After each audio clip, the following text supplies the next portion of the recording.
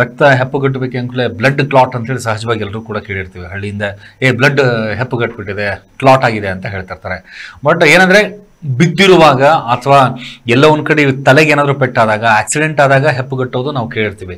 But ಅನುವಂಶೀಯವಾಗಿ genetic ಆಗಿ ಬರುವಂತಹ ಒಂದು ಹೆಪ್ಪುಗಟ್ಟುವಿಕೆ ಇದರಿಂದ ಆಗುತ್ತೆ ಅಂತ ಹೇಳಿ, ಏನಿದೆ ಎಕ್ಸಾಕ್ಟ್ಲಿ ಹಿಮೋಫಿಲಿಯಾ ಅಥವಾ ರಕ್ತ ಹೆಪ್ಪುಗಟ್ಟುವಿಕೆ ಅಂದ್ರೆ? ಇವಾಗ ಹಿಮೋಫಿಲಿಯಾ ಅಂತ ಹೇಳಿದ್ರೆ ಏನಾಗುತ್ತೆ ಅಂತ ಹೇಳಿದ್ರೆ, ನಮ್ಮ ದೇಹದಲ್ಲಿ ಇವಾಗ ಯಾವಾಗ ಬಿದ್ದಿರ್ತೀವಿ ಅಥವಾ ಏನಾದ್ರೂ ಒಂದು ಇಂಜುರೀಸ್ ಆಗಿರುತ್ತೆ ಅಥವಾ ಆ ಟೈಮಲ್ಲಿ ಆಕ್ಚುಲಿ ಬ್ಲಡ್ ಕ್ಲಾಟ್ ಆಗ್ಬೇಕು, ಬಟ್ ಅಲ್ಲಿ ಕ್ಲಾಟ್ ಆಗಲ್ಲ, ಅಲ್ಲಿ ಸೋರ್ತಾ ಹೋಗ್ಬಿಡುತ್ತೆ ಬ್ಲಡ್.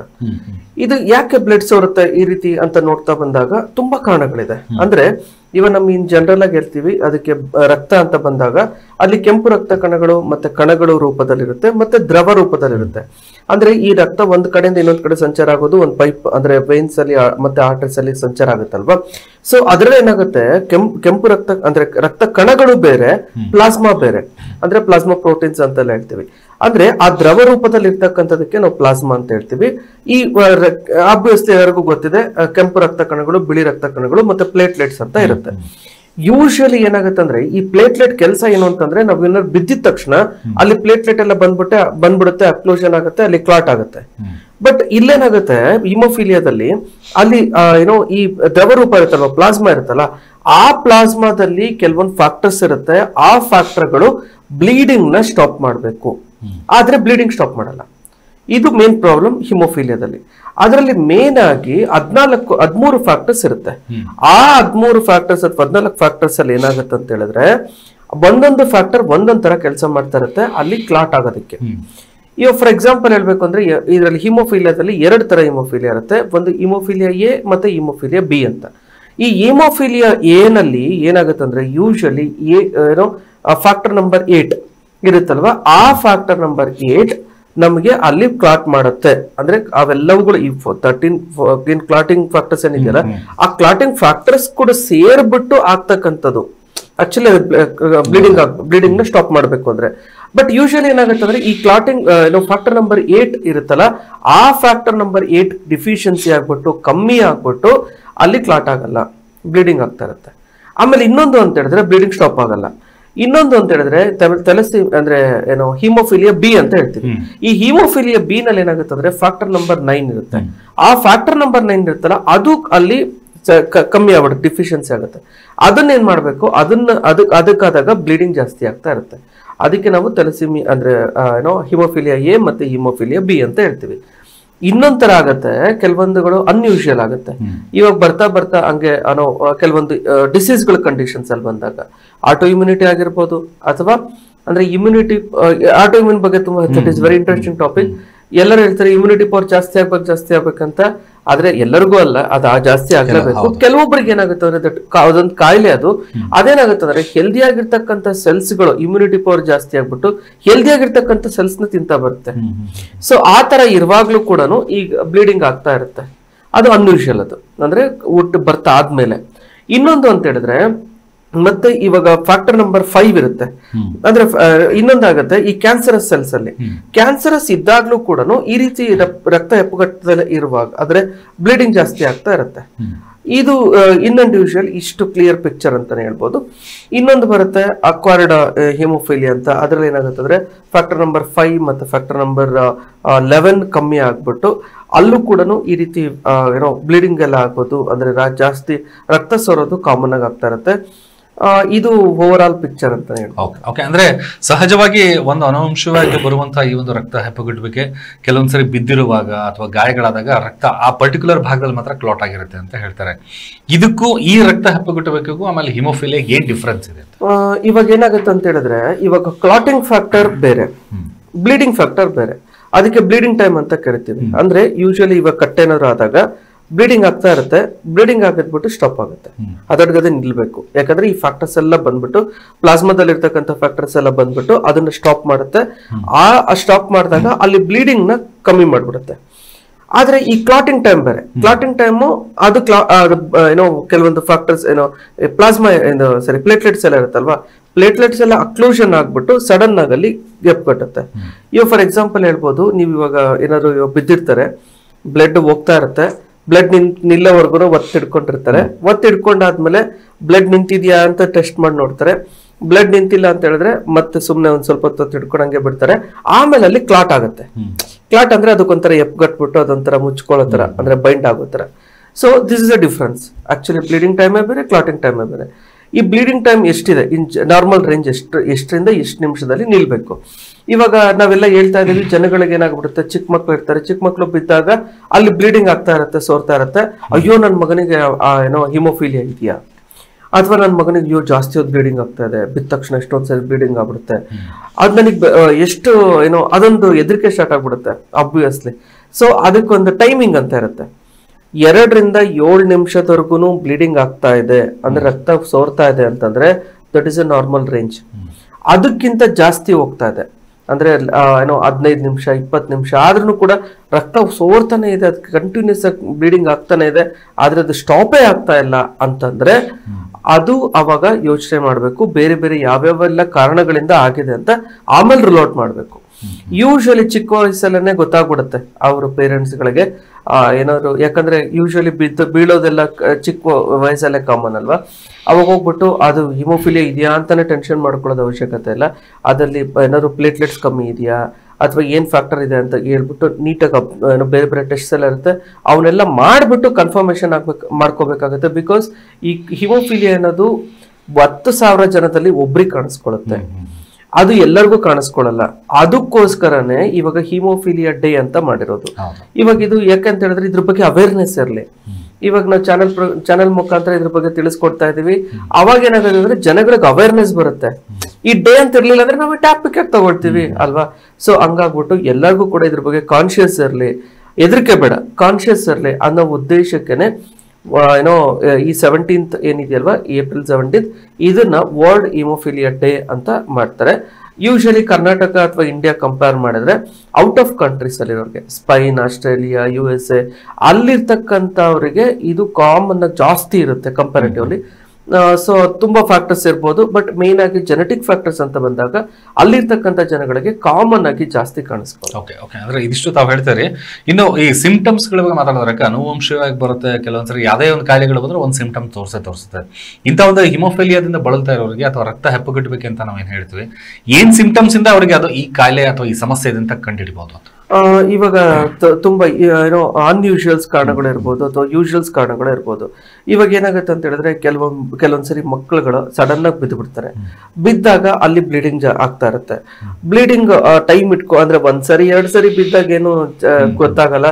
ಬಿದ್ದಿರ್ತಾರೆ, ಅರಶಿನ ಹಚ್ಕೊಂಡೆ ಅಥವಾ ಇನ್ನೊಂದು ಆಯಿಂಟ್ಮೆಂಟ್ ಹಚ್ಕೊಂಡೆ ಅಥವಾ ಕೆಲವೊಂದು ಟಿಂಚರ್ಗಳು ಎಲ್ಲ ಹಚ್ಕೊಂಡೆ ಅಂತ ಅನ್ಬಿಟ್ಟು ನಾರ್ಮಲ್ ಮಾಡಿರ್ತಾರೆ. ಅಕಸ್ಮಾತ್ ಅದೇನಾದ್ರು ಆಗಿಲ್ಲ ಅಂದ್ರೆ ಹೋಗಿ ಡಾಕ್ಟರ್ ಹತ್ರ ಹೋಗ್ಬಿಟ್ಟು ಏನೋ ಸೂಚರಿಂಗ್ ಮಾಡಿಸ್ಕೊಂತಾರೆ. ಅಂದ್ರೆ ಏನೋ ಸೂಚರಿಂಗ್ ಎಲ್ಲ ಮಾಡಿಸ್ಕೊಂಡು ಅಲ್ಲಿ ಏನಾದ್ರು ಕಂಟ್ರೋಲ್ ಮಾಡಕ್ ನೋಡ್ತಾರೆ. ಬಟ್ ಇನ್ನೊಂದು ಏನಾಗುತ್ತೆ ಅಂತ ಹೇಳಿದ್ರೆ ಅಲ್ಲಿಂದ ಹಾಸ್ಪಿಟ್ಲಿಗೆ ಹೋಗೋಷ್ಟೊತ್ತಿಗೆ ಯೂಶಲಿ ಬ್ಲೀಡಿಂಗ್ ಸ್ಟಾಪ್ ಆಗುತ್ತೆ, ಅಂದ್ರೆ ರಕ್ತ ಸ್ರಾವ ಆಗೋದು ಸ್ಟಾಪ್ ಆಗುತ್ತೆ.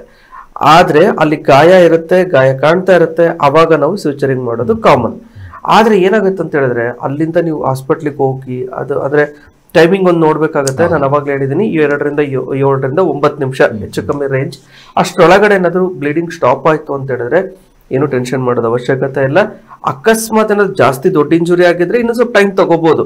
ಬಟ್ ಅದೇ ಏನಾದ್ರು ಜಾಸ್ತಿ ಹೊತ್ತು ಟೈಮ್ ಆಗ್ತಾ ಇದೆ ಅಂತ ಅಂದಾಗ ಅವಾಗ ಅದು ಏನಾದ್ರು ಸಿಂಪ್ಟಮ್ಸ್ ಇರ್ಬೋದಾ ಅಥವಾ ಪ್ಲೇಟ್ಲೆಟ್ ಕಮ್ಮಿ ಇರ್ಬೋದಾ ಏನಿರ್ಬೋದು ಅಂತ ನೋಡ್ಬಿಟ್ಟು ಅದನ್ನ ಪ್ರಾಪರ್ ಆಗಿ ಟ್ರೀಟ್ಮೆಂಟ್ ಮಾಡ್ಕೊಂಡ್ರೆ ಒಳ್ಳೇದು. ಅದು ಚಿಕ್ಕ ವಯಸ್ಸಾಗಿ ಗೊತ್ತಾಗುತ್ತೆ. ಇನ್ನೊಂದು ಬ್ರಷ್ ಮಾಡ್ತಾ ಇರ್ತಾರೆ, ಬ್ರಷ್ ಮಾಡ್ತಾ ಇರುವಾಗ ಬ್ಲೀಡಿಂಗ್ ಆಗುತ್ತೆ.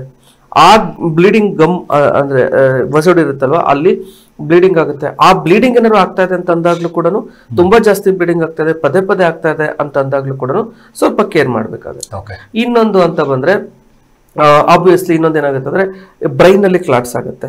ಅವಾಗ ತಲೆ ತಿರುಗಿ ಬಿಡ್ದಂಗೆ ಆಗೋದು ಅಥವಾ ಸೀಸರ್ಸ್ ಬರೋದು. ಸೀಸರ್ಸ್ ಅಂದ್ರೆ ಒಂಥರ ಮೈ ನಡ್ಕೊ ಬಂದಂಗ, ಅಂದ್ರೆ ನಡ್ಕೊ ಬರೋದು, ಶಿವರಿಂಗ್ ಅಂದ್ರೆ ಒಂಥರ ಸೀಸರ್ಸ್ ಅಂತ ಹೇಳಿದ್ರೆ ಎಪಿಲೆಪ್ಸಿ ಆದಾಗ ಆ ತರ ಆಗತ್ತೆ. ಮತ್ತೆ ಇನ್ನೊಂದು ವೀಕ್ನೆಸ್ ಬರ್ತಾ ಇರುತ್ತೆ. ಇವುಗಳೆಲ್ಲ ಒನ್ ಯೂಶುವಲ್ ಸಿಂಪ್ಟಮ್ಸ್. ಇನ್ನೊಂದು ಅಂತ ಹೇಳಿದ್ರೆ ಈ ಜಾಯಿಂಟ್ಸ್ ಅಲ್ಲಿ ಅಂದ್ರೆ ಈ ಮಂಡಿಲಾಗಿರ್ಬೋದು ಅಥವಾ ಏನೋ ಆಂಕಲ್ ಜಾಯಿಂಟ್ಸ್ ಅಲ್ಲಿ ಆಗಿರ್ಬೋದು, ಆ ಜಾಯಿಂಟ್ಗಳಲ್ಲಿ ಬಿದ್ದಿರ್ತಾರಲ್ಲ ಅಲ್ಲೇ ಯೂಶುವಲಿ ಬೀಳೋದು. ಹಂಗಾಗ್ಬಿಟ್ಟು ಅಲ್ಲಿ ಊತ ಬಂದಂಗೆ ಆಗೋದು ಅಥವಾ ಬ್ಲಡ್ ತುಂಬಾ ಕ್ಲಾಟ್ ಆದಂಗೆ ಆಗೋದು that is an usual symptoms ಅಂತಾನೆ ಹೇಳ್ಬೋದು. ಅದು ಬಿಟ್ಬಿಟ್ಟು ಯಾವೆಲ್ಲ ಕಾರಣಗಳಿಂದ, ಅದು ಬಿಟ್ಟು ಬೇರೆ ಕಾರಣಗಳಂತ ಬಂದ್ರೆ ಇವಾಗ ಬ್ರೈನ್ ಹ್ಯಾಮರೇಜ್ ಆಗುತ್ತೆ, ಅಲ್ಲೂ ಎಪ್ಪಿಬಿಡುತ್ತೆ. ಅದು ಥೆಲಸೆಮಿಯಾ ಇದ್ದ ತಕ್ಷಣ ಆಗ್ಬಿಡುತ್ತೆ ಅಂತಲ್ಲ. ಸೊ ಅಲ್ಲೊಂದು ಕೆಲವೊಂದು ಫ್ಯಾಕ್ಟರ್ಗಳ ಅಲ್ಲಿ ಅಂದ್ರೆ ಬ್ಲೀಡಿಂಗ್ ಆಗೋದಕ್ಕೆ ಕೆಲವೊಂದು ಕಾಸ್ ಮಾಡ್ಬೋದು. ಯೂಶಲಿ ಏನಾಗುತ್ತೆ ಅಂದ್ರೆ ಕೆಲವೊಂದ್ಸರಿ ನಾವು ಹೆಂಗೆ ಪ್ರಿಡಿಕ್ಟ್ ಹೆಂಗ್ ಮಾಡ್ಬೋದು ಅಂತ ಹೇಳಿದ್ರೆ, ಕೆಲವೊಂದ್ಸರಿ ಇವಾಗ ಇಂಟರ್ನಲ್ ಆರ್ಗನ್ಸ್ ಅಲ್ಲೂ ಕೆಲವೊಂದ್ಸರಿ ಬ್ಲೀಡಿಂಗ್ ಆಗೋ ಚಾನ್ಸಸ್ ಇರುತ್ತೆ. ಆಮೇಲೆ ಈ ಯೂರಿನ್ ಪಾಸ್ ಅಂದ್ರೆ ಬ್ಲಡ್ ಯೂರಿನ್ ಪಾಸ್ ಮಾಡುವಾಗ ಅಂದ್ರೆ ಮೋಷನ್ ಮಾಡುವಾಗ ಅಲ್ಲೂ ಕೂಡ ಜಾಸ್ತಿ ಸರಿ ಏನಾದ್ರು ರಕ್ತ ಸೋರ್ತಾ ಇದೆ ಅಂತ ಅಂದಾಗ ನಾವು ಏನಾದ್ರು ಅಲ್ಲಿ ಪ್ರಾಬ್ಲಮ್ ಇದೆಯಾ ಅಂತ ನೋಡ್ಬಿಟ್ಟು ಪ್ರಾಪರ್ ಟ್ರೀಟ್ಮೆಂಟ್ ಮಾಡ್ಕೊಂಡು. ಓಕೆ, ಈ ಸ್ಪೆಷಲಿ ಈಗ ಈ ಸಿಸರಿನ್ ಅಂತ ಅನ್ನೋದು ಜಾಸ್ತಿ ಆಗಿದೆ ಅಂದ್ರೆ ಮಹಿಳೆಯರಲ್ಲಿ ಆಗ್ತಿರೋಂಥ ಈ ಒಂದು ಸಮಸ್ಯೆಗೆ, ರಕ್ತ ಹೆಪ್ಪುಗಟ್ಟು ಬಗ್ಗೆ ಹಿಮೋಫಿಲಿಯಾ ಯಾವ ರೀತಿ ಸ್ವಲ್ಪ ಎಚ್ಚರಿಕೆಯಿಂದ ಇರಬೇಕು ಅಂತ ಹೇಳ್ತೀರಿ ಆ ಒಂದು ಡೆಲಿವರಿ ಟೈಮಲ್ಲಿ? ಸೊ ಇನ್ನು ಏನಂತ ಹೇಳಿದ್ರೆ ಇವಾಗ ಕ್ಲಾಸಿಕಲ್ ಅಂದ್ರೆ ಹಿಮೋಫಿಲಿಯಾ ಎ ಮತ್ತೆ ಹಿಮೋಫಿಲಿಯಾ ಬಿ ಇತ್ತು ಅಂದಿದ ತಕ್ಷಣ ಯೂಶಲಿ ಏನಾಗುತ್ತೆ ಅಂತ ಹೇಳಿದ್ರೆ ಅವಾಗ್ಲೇ ಗೊತ್ತಾಗ್ಬಿಡುತ್ತೆ. ಅಂದ್ರೆ ಚಿಕ್ಕವ್ರು ಇರುವಾಗ್ಲೇನೆ ಗೊತ್ತಾಗುತ್ತೆ. ಅವಾಗ ಕೇರ್ ಮಾಡ್ಬಿಟ್ಟು ಅದಕ್ಕೆ ಇಂಜೆಕ್ಷನ್ಸ್ ಮತ್ತೆ ಟ್ರಾನ್ಸ್ಫ್ಯೂಷನ್ಸ್ ಟ್ರೀಟ್ಮೆಂಟ್ ಹಾಸ್ಪಿಟಲ್ ಬಂದಾಗ ಅವಾಗ ಡಿಸ್ಕಸ್ ಮಾಡೋಣ. ಸೊ ಅವೆಲ್ಲ ಮಾಡ್ಕೊಂಡು ಕೇರ್ ಮಾಡ್ತಾ ಇರ್ತಾರೆ. ಅವಾಗ ಅಲ್ಲಿರ್ತಕ್ಕಂಥ ಮಹಿಳೆಯರು ಕೂಡ ಡಾಕ್ಟರ್ಸ್ಗಳು ತುಂಬಾ ಕೇರ್ ಮಾಡ್ಬಿಟ್ಟು ಆ ಫ್ಯಾಕ್ಟರ್ಸ್ನೆಲ್ಲ ಅಂದ್ರೆ ಏನೇನ್ ಫ್ಯಾಕ್ಟರ್ ಕಮ್ಮಿ ಆಗಿದೆ, ಎ ಇದೆಯಾ ಬಿ ಇದೆಯಾ ಬೇರೆ ಏನಾದ್ರು ಫ್ಯಾಕ್ಟರ್ ಕಮ್ಮಿ ಇದೆಯಾ ಅಂತ ನೋಡ್ಬಿಟ್ಟು ಪ್ರಾಪರ್ ಆಗಿ ಟ್ರೀಟ್ಮೆಂಟ್ ಕೇರ್ಫುಲ್ ತಗೊಂಡೇನೆ ಏನೋ ಮಾಡ್ತಾರೆ, ಆಪರೇಷನ್ಸ್ ಎಲ್ಲ ಮಾಡ್ತಾರೆ. ಸೊ ಅದ್ರ ಜೊತೆಗೆ ಇವಾಗ ಹಂಗೇನಾದ್ರು ಇದ್ದಾಗ ID ಕಾರ್ಡ್ ಅಲ್ಲಿ ಅದನ್ನ ಬರ್ಕೊಳ್ಳೋದು ತುಂಬಾ ಒಳ್ಳೇದು. ಇವಾಗ ಇನ್ನೊಂದು ಯೂಶಲಿ ಈ ತರ ಜೆನೆಟಿಕ್ ಡಿಸಾರ್ಡರ್ಸ್ ಏನಾದ್ರು ಇದ್ದಾಗ ಅವ್ರ ಜೇಬಲ್ಲಿ ಅಥವಾ ಒಂದು ಕಾರ್ಡ್ ತರ ಮಾಡ್ಕೊಂಡು ಅಥವಾ ಅವ್ರೊಂದು ID ಕಾರ್ಡ್ ತರ ಮಾಡ್ಕೊಂಡು ಅವರಲ್ಲಿ ಏನೋ ಯಾವ ಬ್ಲಡ್ ಗ್ರೂಪ್ ಯಾವ್ದಿದೆ, ಅವರಿಗೆ ಏನಾದ್ರು ಈ ತರ ಸ್ಪೆಸಿಫಿಕ್ ಆಗಿ ಥೆಲಸೆಮಿಯಾ ಆಗಿರ್ಬೋದು ಅಥವಾ ಹಿಮೋಫಿಲಿಯಾ ಆಗಿರ್ಬೋದು, ಈ ತರ ಅನ್ಯೂಶುವಲ್ ಕಾಯಿಲೆಗಳಿದೆಯಾ ಅಂತ ಮೆನ್ಷನ್ ಮಾಡ್ಕೊಳ್ಳೋದು ತುಂಬಾ ಒಳ್ಳೇದು. ಬಿಕಾಸ್ ಯಾವಾಗಾದ್ರೂ ಆಕ್ಸಿಡೆಂಟ್ಸ್ ಆಗ್ಲೇಬಹುದಲ್ವಾ. ಸೊ ಆದಾಗ ಗೊತ್ತಿಲ್ದಂಗೆ ನಾವು ಇವಾಗ ಟ್ರೀಟ್ಮೆಂಟ್ ಮಾಡ್ತಾ ಹೋದಾಗ ಆದ್ರೆ ಡಾಕ್ಟರ್ಸ್ಗಳಿಗೆ ಅದು ಅನುಕೂಲ ಆಗತ್ತೆ ಅಂತ ಹೇಳ್ಬೋದು. ಮತ್ತೆ ಇನ್ನೊಂದು ಅಂತ ಹೇಳಿದ್ರೆ ಇದಕ್ಕೆ ರಾಯಲ್ ಡಿಸೀಸ್ ಅಂತ ಕರೀತಾರೆ. ಯಾಕೆ ರಾಯಲ್ ಡಿಸೀಸ್ ಅಂತ ಕರೀತಾರೆ ಅಂತಂದ್ರೆ ಇವಾಗ ಯೂಶಲಿ ರಾಜರ ವಂಶಸ್ಥರಲ್ಲಿ ಇರ್ತಕ್ಕಂಥ ಅವರಿಗೆ ಜಾಸ್ತಿ ಕಾಣಿಸ್ಕೊಳ್ತಾ ಇತ್ತು ಫಸ್ಟ್ ಸ್ಟಾರ್ಟಿಂಗ್ ಅಲ್ಲಿ. ಈಗ ಫಾರ್ ಎಕ್ಸಾಂಪಲ್ ಅಂತ ಹೇಳಿದ್ರೆ ಸ್ಪೈನ್ ಆಗಿರ್ಬೋದು ಅಥವಾ ಆಸ್ಟ್ರೇಲಿಯಾ ಆಗಿರ್ಬೋದು, ಸಮ್ ಬೇರೆ ಬೇರೆ ಕಂಟ್ರೀಸ್ ಅಲ್ಲಿ ಏನಾಗಿತ್ತು ಅಲ್ಲಿ ರಾಜವಂಶಸ್ಥರುಗಳಿಗೆ ಇದು ಜಾಸ್ತಿ ಕಾಣಿಸ್ಕೊಂಡಿರೋದ್ರಿಂದ ಇದಕ್ಕೆ ರಾಯಲ್ ಡಿಸೀಸ್ ಅಂತಾನು ಕರೀತಾರೆ. ಈವನ್ ನಮ್ದು ವಿಕ್ಟೋರಿಯಾ ಇದಾರಲ್ವಾ, ವಿಕ್ಟೋರಿಯಾ ಕ್ವೀನ್ ಇದಾರಲ್ವಾ, ಅವ್ರಿಗೂ ಕೂಡ ಇದು ಅವ್ರಿಗೆ ಇರ್ಲಿಲ್ಲ ಆಕ್ಚುಲಿ, ಅವ್ರ ಮಕ್ಕಳುಗಳಿಗಿತ್ತು. ಹಂಗಾಗ್ಬಿಟ್ಟು ಇದಕ್ಕೆ ಕ್ಯಾರಿಯರ್ ಅಂತ ಹೇಳ್ತಾರೆ. ಯಾಕೆ ಕ್ಯಾರಿಯರ್ ಅಂತ ಹೇಳಿದ್ರೆ ಅವರಿಂದ ಅನುವಂಶೀಯವಾಗಿ ಬಂದಿರೋದ್ರಿಂದ ಅವ್ರಿಗೆ ಜೀನ್ಸ್ ಅಲ್ಲಿ ಅವ್ರ ಮಕ್ಕಳುಗಳಿಗೆ ಬಂದಿದೆ. ಸೊ ಹಂಗಾಗ್ಬಿಟ್ಟು ಅವ್ರ ಕ್ಯಾರಿಯರ್ ಅಂತಾನೆ ಕನ್ಸಿಡರ್ ಮಾಡ್ತಾರೆ. ಇದಕ್ಕೆ ರಾಯಲ್ ಡಿಸೀಸ್ ಅಂತಾನು ಕರೀತಾರೆ. ಮತ್ತೆ ಇನ್ನೊಂದು ಅಂತ ಹೇಳಿದ್ರೆ ಈ ಏನೋ ಯಾಕೆ ಹೆಣ್ಮಕ್ಳಿಂದ ಅಂದ್ರೆ ಯೂಶಲಿ ಅಮ್ಮನಿಂದ ಮಕ್ಕಳುಗಳಿಗೆ, ಅದು ಎಕ್ಸ್ಪೆಷಲಿ ಗಂಡು ಮಕ್ಕಳುಗಳಿಗೆ ಇದು ಬರುತ್ತೆ.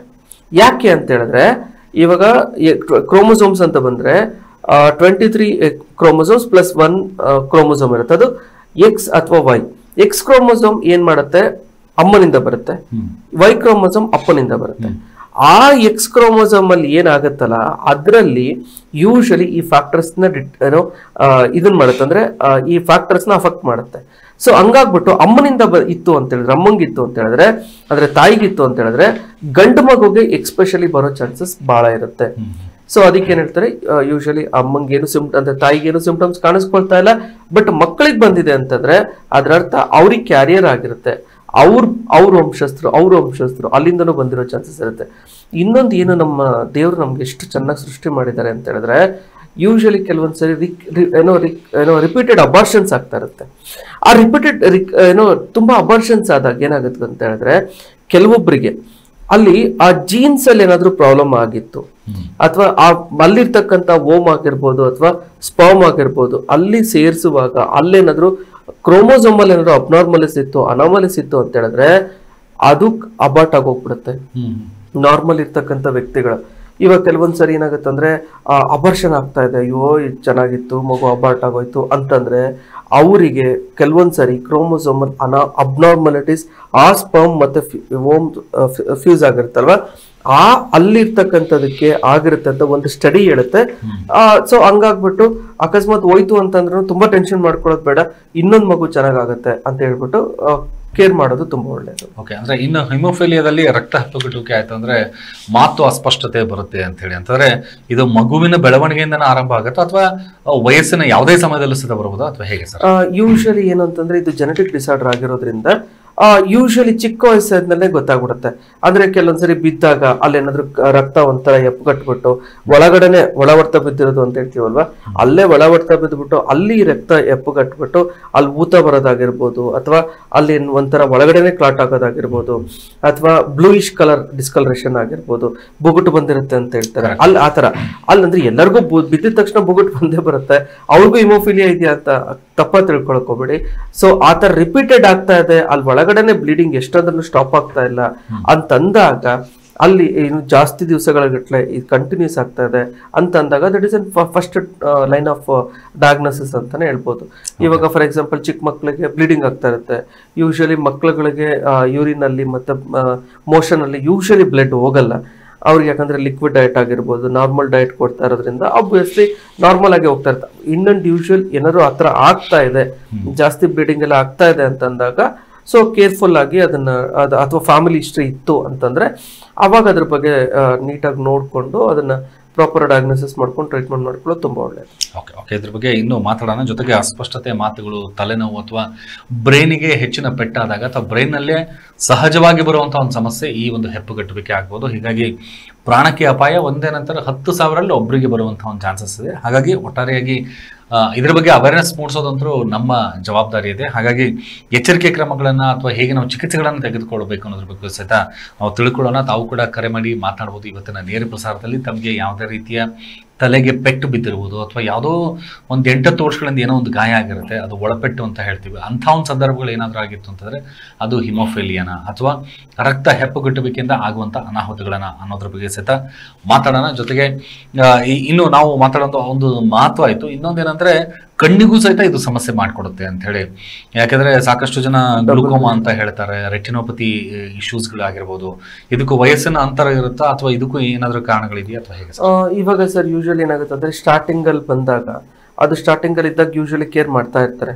ಅಕಸ್ಮಾತ್ ಏನಾದ್ರು ಕೇರ್ ಮಾಡ್ಲಿಲ್ಲ ಅಂತಂದಾಗ ಇನ್ ಜನರಲ್ ಆಗಿ ಚಿಕ್ಕ ಮಕ್ಳಿಗೆ ಏನಾದ್ರು ಇದೆಯಾ, ಏನಾದ್ರು ಹಿಮೋಫಿಲಿಯಾ ಏನಾದ್ರು ಇದೆಯಾ ಅಂತಂದಾಗ ಒಂದು ಪದೇ ಪದೇ ತಲೆಸುತ್ತ ಬಂದು ಬೀಳ್ತಾ ಇರ್ತಾರೆ, ಅಥವಾ ಪದೇ ಪದೇ ಏನೋ ಒಂದ್ಸರಿ ನಾನು ಅವಾಗ್ಲೇ ಹೇಳಿದೆ ಸೀಸರ್ಸ್ ಬರ್ಬೋದು ಅಥವಾ ಬ್ಲೀಡಿಂಗ್ ಆಗ್ಬೋದು. ಇವುಗಳ ಜೊತೆಗೆ ಏನು ಅಂತ ಹೇಳಿದ್ರೆ ಡಬಲ್ ವಿಷನ್ ಅಂತ ಹೇಳ್ತೀವಿ, ಅಂದ್ರೆ ಒಬ್ಬೊಬ್ರಿಗೆ 2 ತರ ಕಾಣಿಸ್ತಾ ಇರುತ್ತೆ. ಆ ತರ ಏನಾದ್ರು ಆಗ್ತಾ ಇದೆ ಅಂತಂದಾಗ ಜೊತೆಗೆ ಬೇರೆ ಸಿಂಪ್ಟಮ್ಸ್ ಅಂತ ಬಂದ್ರೆ ಒಂಥರ ಮಣ್ಕಲ್ ಆಗಿರ್ಬೋದು ಅಥವಾ ಮಂಡಿ ಆಗಿರ್ಬೋದು ಅಥವಾ ಆಂಕಲ್ ಅಲ್ಲೇನಾದ್ರೂ ಜಾಸ್ತಿ ಊತ ಬರ್ತಾ ಇದೆ, ಹಿಂಗೆಲ್ಲ ನಾನು ಅವಾಗಲೇ ಸಿಂಪ್ಟಮ್ಸ್ ಏನೇನು ಹೇಳಿದ್ನಲ್ಲ ಅದೆಲ್ಲ ಆಗ್ತಾ ಇದೆ ಅಂತಂದ್ರೆ ಅದನ್ನ ಕರೆಕ್ಟಾಗಿ ಪ್ರಾಪರ್ ಆಗಿ ಟ್ರೀಟ್ಮೆಂಟ್ ತಗೊಂಡು ಏನೋ ವಾಸಿ ಮಾಡ್ಕೊಳ್ಳೋದು ಒಳ್ಳೇದು, ಅಂದ್ರೆ ಡಯಾಗ್ನೋಸಿಸ್ ಮಾಡಿಸ್ಕೊಳ್ಳೋದು ಒಳ್ಳೇದು. ಒಂದೊಂದ್ಸರಿ ಏನಾಗುತ್ತೆ ಅಂದ್ರೆ ಇನ್ನು ವಯಸ್ಸಾಗ್ತಾ ಆಗ್ತಾ ಕೆಲವೊಬ್ಬರಿಗೆ ಪ್ಯಾರಲಿಸಿಸ್ ಆಗ್ಬಿಡುತ್ತೆ. ಪ್ಯಾರಲಿಸಿಸ್ ಆಗಿದೆ, ಅಯ್ಯೋ ಅವ್ರಿಗೆ ಹಿಮೋಫಿಲಿಯಾ ಇತ್ತೇನೋ ನಮ್ಗೆ ಗೊತ್ತಾಗ್ಲಿಲ್ಲ, ಅದಲ್ಲ. ಇನ್ನೊಂದಾಗುತ್ತೆ ಅಲ್ಲಿ ಕ್ಲಾಟ್ಸ್ ಆಗುತ್ತೆ. ಅದ್ರ ಪ್ಯಾರಲಿಸಿಸ್ ಅಲ್ಲಿ ಯೂಶಲಿ ಏನಾಗುತ್ತೆ ಅಂದ್ರೆ ಪಾರ್ಶ್ವವಾಯು ಅಂತ ಹೇಳ್ತೀವಲ್ವಾ, ಅಲ್ಲಿ ಏನಾಗುತ್ತೆ ಅಂದ್ರೆ ಆ ಮೆಕಾನಿಸಮೇ ಬೇರೆ. ಅಲ್ಲೇನಾಗುತ್ತೆ ಮೈನ್ಯೂಟ್ ಆಗಿರ್ತಕ್ಕಂಥ ಬ್ಲಡ್ ಕೆಪಿಲರೀಸ್ ಇರುತ್ತೆ, ಅಂದ್ರೆ ಬ್ರೈನ್ ಸಪ್ಲೈ ಮಾಡ್ತಕ್ಕಂಥದ್ದು. ಆ ಬ್ಲಡ್ ಕೆಪಿಲರೀಸ್ ಅಲ್ಲಿ ಏನಾದ್ರು ರಪ್ಚರ್ಸ್ ಆದ್ರೆ, ಅಂದ್ರೆ ರಕ್ತ ಏನಾದ್ರು ಒಡೆದೋಯ್ತು ಅಂತ ಹೇಳಿದ್ರೆ, ಅಲ್ಲೇನಾದ್ರು BP ಜಾಸ್ತಿ ಆಯ್ತು ಅಂತ ಹೇಳಿದ್ರೆ ಅವಾಗ ಅಲ್ಲಿ ರಕ್ತ ಹೊರಗಡೆ ಚಿಮ್ಮುತ್ತೆ. ರಕ್ತ ಚಿಮ್ಮಿರೋದು ಅಲ್ಲಿ ಎಪ್ಪಗಡುತ್ತೆ, ಅದು ಒಂದು ಕ್ಲಾಟ್ ಅಂತ ಹೇಳ್ತೀವಿ. ಇನ್ನೊಂದು ಅಂತ ಹೇಳಿದ್ರೆ ಇಲ್ಲಿ ಕೆರೋಟಿಡ್ ಆರ್ಟರೀಸ್ ಅಂತ ಇರುತ್ತೆ. ಆ ಆರ್ಟರೀಸ್ ಅಲ್ಲಿ ಏನಾದ್ರು ಬ್ಲಾಕೇಜಸ್ ಇತ್ತು ಅಂದ್ರೆ, ಅಲ್ಲೇನಾದ್ರೂ ಸರಿಯಾಗಿ ರಕ್ತ ಸಂಚಾರ ಆಗ್ಲಿಲ್ಲ ಅಂತಂದ್ರೆ, ಬ್ರೈನ್ ಸೆಲ್ಸ್ ಏನಾದ್ರು ರಕ್ತ ಸಂಚಾರ ಸರಿಯಾಗಿ ಆಗ್ಲಿಲ್ಲ ಅಂತಂದಾಗ ಅಲ್ಲಿ ಇನ್ಫ್ರಕ್ಟ್ಸ್ ಅಂತ ಆಗುತ್ತೆ. ಅದು 2 type of usually brain strokes ಆಗಿರುತ್ತೆ. ಇನ್ನು ಇವಾಗ ಕಣ್ಣಲ್ಲಿ ಒಂದೊಂದ್ಸರಿ ಏನಾಗುತ್ತೆ ಅಂದ್ರೆ ಆರಾಮಾಗಿರ್ತಾರೆ, ಆದ್ರೆ ಸಡನ್ ಆಗಿ ಕಣ್ಣು ಕಾಣದೇ ಹೋಗ್ಬಿಡುತ್ತೆ, ಅದ್ರ ದೃಷ್ಟಿನೇ ಹೊಟ್ಟೋಗ್ಬಿಡುತ್ತೆ. ಯಾಕೆ ಅವಾಗ ಆ ಟೈಮಲ್ಲಿ ಆಗುತ್ತೆ ಅಂದ್ರೆ, ಇವಾಗ ನೋಡಿ ಈ ಕಣ್ಣಿನ ಒಳಗಡೆ ಇರ್ತಾರ ತುಂಬಾ, ಇವಾಗ ನೋಡಿ ಅಬ್ಸರ್ವ್ ಮಾಡಿ, ಮತ್ತೆ ನೀವು ಯಾವುದೇ ಒಂದು ಧೂಳಾಗ್ಲಿ ಹೋಗಕ್ ಬಿಡಲ್ಲ ಕಣ್ಣು, ಬಿಕಾಸ್ ದಟ್ ಇಸ್ ವೆರಿ ಸೂಕ್ಷ್ಮ. ಒಂದ್ ಧೂಳ್ ಬಂದ ತಕ್ಷಣ ಕಣ್ಣು ರಪ್ ಅಂತ ಕಣ್ಣು ಮುಚ್ಕೊಂಡ್ಬಿಡುತ್ತೆ. ಅಕಸ್ಮಾತ್ ಏನಾದ್ರು ಇಲ್ಲಿ ಏನಾದ್ರು ಹೊರ್ತ ಬೀಳಕ್ ಚಾನ್ಸಸ್ ಇಲ್ಲ, ಯಾಕಂದ್ರೆ ಅಲ್ಲಿ ಫುಲ್ 2 ಬೋನ್ಗಳು ಅಡ್ಡ ಇರುತ್ತೆ. ಅಂದ್ರೆ ಯಾಕೆ ಹೇಳ್ತಾ ಇದೀನಿ ಅಂದ್ರೆ ಅದ್ರ ಒಳಗಡೆ ಇರ್ತಕ್ಕಂಥ ಜಲ್ಲಿ ಏನಿದೆಯಲ್ಲ ದಟ್ ಈಸ್ ವೆರಿ ಟ್ರಾನ್ಸ್ಪರೆಂಟ್, ಅದ್ರ ಜೊತೆಗೆ ಅದೊಂಥರ ಏನೋ ಕ್ಲಿಯರ್ ಆಗಿರುತ್ತೆ. ಅಕಸ್ಮಾತ್ ಏನಾದ್ರು ಅಲ್ಲಿ ಏನಾದ್ರು ಕ್ಲಾಟ್ ಆಯ್ತು ಏನಾದ್ರು ಆಯ್ತು ಅಂತಂದ್ರೆ ಅಲ್ಲಿ ವಿಷನ್ನೇ ಲಾಸ್ ಆಗ್ಬಿಡುತ್ತೆ. ಹೆಂಗೆ ಅಂತ ಹೇಳಿದ್ರೆ ಒಂದ್ ನೀರಿಗೆ ಒಂದ್ ಇಂಕ್ ಹಾಕದಂಗೆ, ಇಂಕ್ ಹಾಕದ್ ನಾವು ತೆಗಿಯಕ್ಕಾಗತ್ತಾ ಅಂದ್ರೆ ಅದನ್ನ ಏನು ಬೇರ್ಪಡಿಸೋಕ್ಕೂ ಕಷ್ಟ. ಅದೇ ರೀತಿನೇ ಅಲ್ಲೇನಾದ್ರು ಆಯ್ತು ಅಂತಂದ್ರೆ ಒಡ್ತೋಯ್ತು ಅಂತಂದ್ರೆ ತುಂಬಾನೇ ಕಷ್ಟ. ಅಲ್ಲೇನಾದ್ರು ಮತ್ತೆ ವಿಷನ್ ಬರೋದು ಕಷ್ಟ ಆಗ್ತಾ ಇರುತ್ತೆ. ಹಂಗಾಗಿ ಸ್ವಲ್ಪ ಕೇರ್ಫುಲ್ ಆಗಿರೋದು ತುಂಬಾ ಒಳ್ಳೇದು. ಓಕೆ, ಮಾತಾಡೋಣ. ಹಾಗೆ ಒಂದು ಕಾಲ್ ಇದೆ. ನಮಸ್ಕಾರ. ಓಕೆ ಓಕೆ ಓಕೆ ಮಾತಾಡಿ. ನೋಡಿ, ಇದಕ್ಕೆ ಏನಂತ ಹೇಳಿದ್ರೆ ಸಿಂಪಲ್, ಇವಾಗ ಸೀಸನ್ ಕೋಲ್ಡ್ ಅಲ್ಲ, ಹಂಗಾದ್ರೆ ಒಣಕೆಮ್ಮು ಬರ್ತಾ ಇದೆ. ಯಾಕೆ ಅಂತ ಹೇಳಿದ್ರೆ ಆಯುರ್ವೇದದಲ್ಲಿ ಋತು ಸಂಧಿ ಅಂತ ಹೇಳ್ತೀವಿ. ಋತು ಸಂಧಿ ಅಂತ ಹೇಳಿದ್ರೆ ಏನೋ ಒಂದು ಸೀಸನ್ ಮತ್ತೆ ಇನ್ನೊಂದು ಸೀಸನ್ ಅಲ್ಲಿ ಮಿಕ್ಸಪ್ ಆಗ್ಬಿಡುತ್ತೆ. ಅಂದ್ರೆ ಇವಾಗ ಬೇಸಿಗೆ ಕಾಲ ಬರ್ತಾ ಇದೆ, ಬೇಸಿಗೆ ಕಾಲ ಮುಗಿತಾ ಇದೆ, ಚಳಿ ಏನೋ ಮಳೆಗಾಲ ಸ್ಟಾರ್ಟ್ ಆಗ್ತಾ ಇದೆ, ಅವಾಗ ಮಳೆ ಬರ್ತಾ ಇದೆ. ಹಂಗಾಗ್ಬಿಟ್ಟು ಈ ರೀತಿ ಒಣಕೆಮ್ಮು ಬರುತ್ತೆ ಸರ್ವೇ ಸಾಮಾನ್ಯ. ಇನ್ನೊಂದು ಅಂತ ಹೇಳಿದ್ರೆ ವೈರಲ್ ಇನ್ಫೆಕ್ಷನ್ಸ್ ಆಗಿರ್ಬೋದು, ಅದಕ್ಕೂ ಒಣಕೆಮ್ಮು ಇರ್ಬೋದು, ಅಥವಾ ಒಳಗಡೆ ಪೆಥಾಲಜಿಕಲ್ ಕಂಡೀಷನ್ಸ್ ಆಗಿರ್ಬೋದು, ಕ್ರಾನಿಕ್ ಅಂದ್ರೆ ಸಿಒಪಿಡಿ ಅಂತ ಹೇಳ್ತೀವಿ, ಕ್ರಾನಿಕ್ ಅಬ್ಸ್ಟ್ರಕ್ಟಿವ್ ಪಲ್ಮನರಿ ಡಿಸೀಸ್ ಅಂತ, ಅಲ್ಲಿದ್ರು ಆಗಿರ್ಬೋದು, ಫಾರೆಂಜೈಟಿಸ್ ಇದ್ರು ಆಗಿರ್ಬೋದು. ಸೊ ಅದನ್ನ ನೋಡ್ಬಿಟ್ಟು ನೆಕ್ಸ್ಟ್ ಲೆವೆಲ್ ಅದು ಟ್ರೀಟ್ಮೆಂಟ್ ಮಾಡೋದು. ಫಸ್ಟ್ ಲೆವೆಲ್ ಅಲ್ಲಿ ಇವಾಗ ಮನೆ ಮದ್ದು ಸಿಂಪಲ್ ಆಗಿರ್ತಕ್ಕಂಥದ್ದು ಹೇಳ್ಕೊಡ್ತೀನಿ, ಅದನ್ನ ಮಾಡಿ. ಶುಂಠಿ, ಮೆಣಸು, ಹಿಪ್ಲಿ, ಲವಂಗ ಮತ್ತೆ ಪಚ್ಚಕರ್ಪೂರ, ನೀಲಗಿರಿ ಎಣ್ಣೆ. ಇನ್ನೊಂದ್ಸರಿ ಹೇಳ್ತೀನಿ, ಶುಂಠಿ, ಮೆಣಸು, ಹಿಪ್ಲಿ, ಲವಂಗ ಮತ್ತೆ ಪಚ್ಚಕರ್ಪೂರ, ನೀಲಗಿರಿ ಎಣ್ಣೆ ಇವನ್ನ ತಗೊಂಡ್ಬಿಟ್ಟು ಪೌಡರ್ ಮಾಡ್ಕೊಂಡು ಈಕ್ವಲ್ ಕ್ವಾಂಟಿಟಿ ತಗೋಬೇಕು. ಪೌಡರ್ ಮಾಡ್ಕೊಂಡು ಅದಕ್ಕೆ ಸ್ವಲ್ಪ ಬೆಲ್ಲ ಮಿಕ್ಸ್ ಮಾಡ್ಕೊಂಡು ಗುಳಿಗೆ ತರ ಮಾಡ್ಕೊಂಡು ಅದನ್ನ ಚೀಪ್ತಾ ಬಂದ್ರೆ ಅಲ್ಲಿರ್ತಕ್ಕಂಥ ಬೇಗ ಕೆಮ್ಮು ಇಮಿಡಿಯೇಟ್ ಆಗಿ ವಾಸಿ ಆಗಿ ಅನುಕೂಲ ಆಗುತ್ತೆ. ಓಕೆ, ಸ್ಟ್ರೋಕ್ ಅನ್ನೋದು ಪಾರ್ಶ್ವವಾಯು ಬಹುತೇಕವಾಗಿ ಇತ್ತೀಚಿನ ದಿನಗಳಲ್ಲಿ ಯುವಕರಲ್ಲೇ ಹೆಚ್ಚಾಗಿ ಬರ್ತದೆ. ಸ್ಟ್ರೋಕ್ ಅಂದ್ರೆ ಮುಂಚೆ ಎಲ್ಲ ಒಂದು 60 ವರ್ಷ ಮೇಲ್ಪಟ್ಟವರಿಗೆ ಜಾಸ್ತಿ ಆಗ್ತಾ ಇತ್ತು. ಬಟ್ ಈಗ ಅಬೌವ್ 40 ಅಥವಾ 30-35 ಇಂದನೇ ಆಗ್ತಾ ಇದೆ. ಇದಕ್ಕೆ ಏನ್ ಕಾರಣ ಇರ್ಬೋದು? ಆಮೇಲೆ ಹೇಗೆ ಟ್ರೀಟ್ಮೆಂಟ್ಗಳನ್ನು ತಾವು ಸಜೆಸ್ಟ್ ಮಾಡ್ತಾರೆ? ಸರ್, ಇದು ತುಂಬಾನೇ ಕಾರಣಗಳಿದೆ ಸರ್. 1-2 ಅಂತ ಹೇಳ್ಕೊಂತ ಹೋದ್ರೆ ತುಂಬಾನೇ ಕಾರಣಗಳಿದೆ. ಹಳೆ ಕಾಲದಲ್ಲಿ ಎಷ್ಟೊಂದು ವಯಸ್ಸಾದ್ಮೇಲೆ ಸ್ಟ್ರೋಕ್ ಆಗೋದು ಅಥವಾ ತುಂಬಾ ರೇರ್ ಅಲ್ಲಿ ಕಾಣಿಸ್ತಾ ಇದ್ವಿ. ಇವಾಗಂತೂ ಏನೋ ಒಂದು 30-35-40 ವರ್ಷ ಅಷ್ಟಿರೋ ಜನಗಳಿಗೂ ಸ್ಟ್ರೋಕ್ ಆಗ್ತದೆ. ಯಾಕೆ ಅಂತ ಹೇಳಿದ್ರೆ ಫಸ್ಟ್ ಕಾರಣ ನನ್ನ ರಿಸರ್ಚ್ ಅಲ್ಲಿ ಏನ್ ಹೇಳ್ಬೋದು ಅಂತ ಹೇಳಿದ್ರೆ, ಇವಾಗ ಕೀಟೋ ಡಯಟ್ ಅಂತ ಮಾಡ್ತಾರೆ, ಅಥವಾ ಝೀರೋ ಕೊಲೆಸ್ಟ್ರಾಲ್ ಡಯಟ್ ಅಂತ ಮಾಡೋದು, ಅಥವಾ ಒಂದು ಏನೋ ತೆಳ್ಳಗಾಗ್ಬೇಕಪ್ಪ, ಫಿಟ್ನೆಸ್ ಆಗ್ಬೇಕು ಅಂತ ಆಗ್ಬಿಟ್ಟು ಅಲ್ಲೇನಾಗ್ತಾ ಇದೆ ಅಂದ್ರೆ ಕೊಲೆಸ್ಟ್ರಾಲ್ ನ ಝೀರೋ ಮಾಡ್ಕೊಳ್ತಾ ಇದ್ದಾರೆ. ಅವಾಗ ಏನಾಗುತ್ತೆ ಅಂತ ಹೇಳಿದ್ರೆ ಗುಡ್ ಕೊಲೆಸ್ಟ್ರಾಲ್ ಆಕ್ಚುಲಿ ಅವ್ರು ಝೀರೋ ಮಾಡೋದು, ಬ್ಯಾಡ್ ಕೊಲೆಸ್ಟ್ರಾಲ್ ತಪ್ಪ ತಿಳಿತಾ ಇದಾರೆ. ಬ್ಯಾಡ್ ಕೊಲೆಸ್ಟ್ರಾಲ್ ನ ಕಮ್ಮಿ ಮಾಡೋದು ದಟ್ ಇಸ್ ವೆರಿ ಗುಡ್. ಇಲ್ಲೇನಾಗ್ತಾ ಇದೆ, ತುಪ್ಪ ತಿನ್ನೋದು ಬಿಡ್ತಾರೆ, ಎಣ್ಣೆ ಬಿಡ್ತಾರೆ, ಆಮೇಲೆ ಈವನ್ ಕೊಬ್ಬರಿ ಎಣ್ಣೆಯಿಂದ ಹಿಡಿದ್ಬಿಟ್ಟು ಎಲ್ಲದೂ ಬಿಡ್ತಾರೆ. ಅವಾಗ ಏನಾಗುತ್ತೆ ಅಂದ್ರೆ ಹಾಲು ಮೊಸರು ಕೂಡ ಬಿಟ್ಬಿಡ್ತಾರೆ. ಅವಾಗ ಏನಾಗುತ್ತೆ ಅಂದ್ರೆ ನಮ್ಮ ದೇಹದಲ್ಲಿ ಕೊಲೆಸ್ಟ್ರಾಲ್ ಅಂಶ ಜಾಸ್ತಿ ಆಗುತ್ತೆ. ಅಂದ್ರೆ ಅಲ್ಲೇನಾಗುತ್ತೆ, ಎಷ್ಟು ಚೆನ್ನಾಗಿ ಮೆಕಾನಿಸಮ್ ಇದೆ ಅಂತ ಹೇಳಿದ್ರೆ ನಮ್ಮ ದೇಹದಲ್ಲಿ ಗುಡ್ ಕೊಲೆಸ್ಟ್ರಾಲ್ ಯಾವಾಗ ಕಮ್ಮಿ ಆಗುತ್ತೆ, ಬ್ಯಾಡ್ ಕೊಲೆಸ್ಟ್ರಾಲ್ ಜಾಸ್ತಿ ಆಗ್ತಾ ಹೋಗುತ್ತೆ. ಅದಕ್ಕೋಸ್ಕರ ಫಿಟ್ನೆಸ್ ಅಂತ ಹೇಳ್ಬಿಟ್ಟು ಅಲ್ಲಿ ಒಳಗೋಗೋದು ಅಂದ್ರೆ ಮೇಲ್ಗಡೆ ಇರ್ತಕ್ಕಂಥ ಕೊಲೆಸ್ಟ್ರಾಲ್ ನ ಕಮ್ಮಿ ಮಾಡಕ್ ಹೋಗ್ಬಿಟ್ಟು ಒಳಗಡೆ ಇರ್ತಕ್ಕಂಥ ಕೊಲೆಸ್ಟ್ರಾಲ್ಗೆ ಜಾಸ್ತಿ ಮಾಡ್ಕೊಳ್ತಾರೆ. ಹಂಗಾಗ್ಬಿಟ್ಟು ಏನಾಗುತ್ತೆ ಅಂದ್ರೆ ಅಲ್ಲಿ ಆರ್ಟ್ರೀಸ್ ಮತ್ತೆ ವೇನ್ಸ್ ಏನಿದೆ ಅಲ್ಲಿ ರಕ್ತ ಎಪ್ಪುಗಟ್ಬಿಡುತ್ತೆ.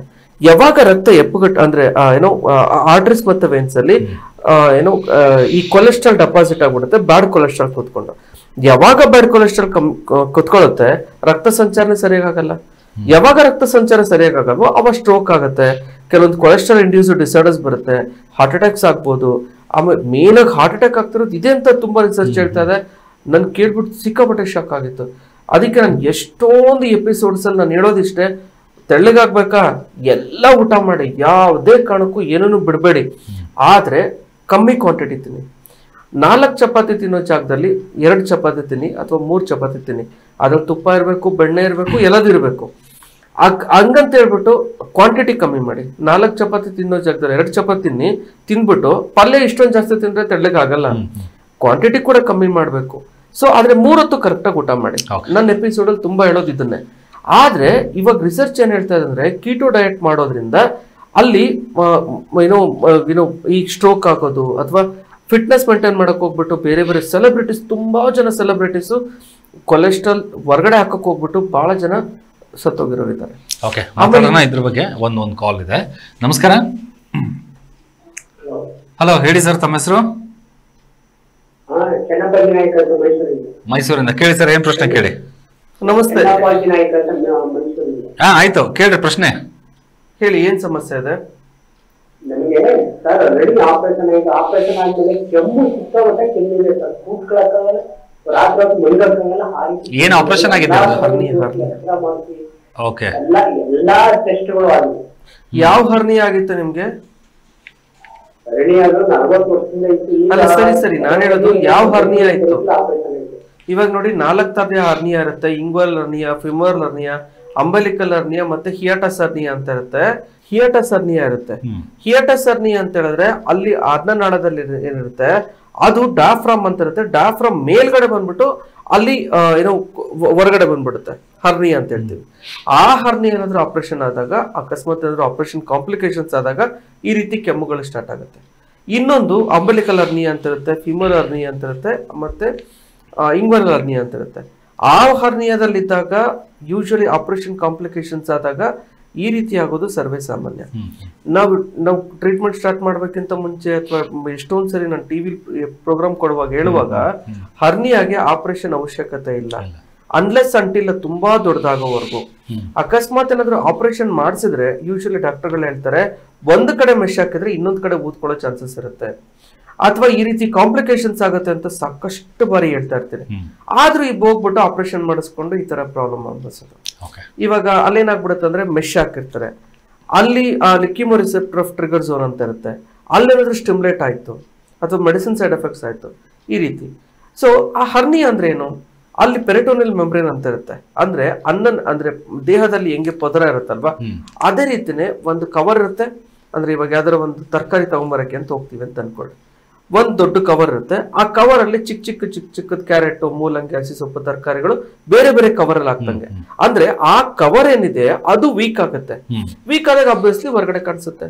ಅದೇನು ದೊಡ್ಡ ವಿಚಾರ ಅಲ್ಲ, ಅದರಿಂದ ಏನು ದೊಡ್ಡ ಏನು ಕಾಂಪ್ಲಿಕೇಶನ್ಸ್ ಆಗೋದು, ಒಡೆದೋಗೋದು ಆ ತರ ಏನು ಆಗಲ್ಲ, ಅನ್ಲೆಸ್ ಅಂಟಿಲ್ ತುಂಬಾ ದೊಡ್ಡದಾಗೋವರೆಗೂ.